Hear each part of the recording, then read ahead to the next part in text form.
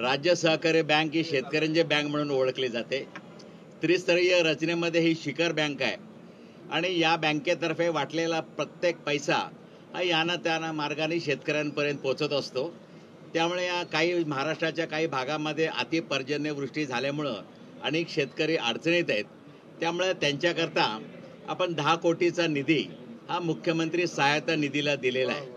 वास्तविक पाहता बँकेला याच्यापेक्षा जास्त निधी द्यायची इच्छा होती, परंतु रिझर्व्ह बँकेच्या नियमानुसार या अशा बँकांना गतवर्षीच्या नफ्याच्या फक्त 2% निधी हा मुख्यमंत्री सहायता निधीला देता येतो। त्यामुळे माझा मागच्या वेळचा नफा 651 कोटी आहे आणि त्याच्या 2% म्हणजे आमच्या 13 कोटी होतात।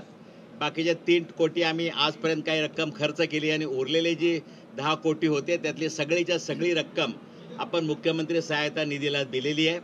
याच्यानंतर रिझर्व्ह बँकेकडे आम्ही परवानगी मागितलेली आहे आणि रिझर्व्ह बँकेकडे परवानगी आल्यानंतर याच्यापेक्षा आम्ही जास्त निधी राज्य सरकारला देण्याची आमची तयारी आहे। धन्यवाद। दुसरीकडे राज्य सहकारी बँकांकडून शेतकऱ्यांना जे काही कर्ज दिलं जातं आणि या कर्जासंदर्भामध्ये काही झालंय का?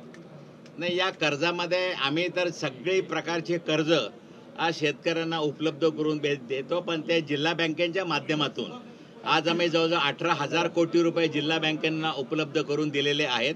त्यामुळे त्रिस्तरीय रचनेमध्ये आम्ही थेट शेतकऱ्यांना कर्ज पुरवठा करत नाही, जिल्हा बँक आणि पॅकच्या माध्यमातूनच शेतकऱ्यांना कर्ज पुरवठा होतो।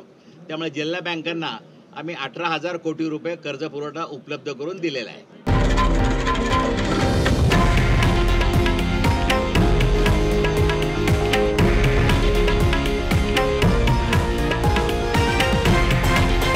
हे आहे देशातील नंबर 1 न्यूज नेटवर्क आणि आपण पाहत आहात TV9 मराठी, एकमेव।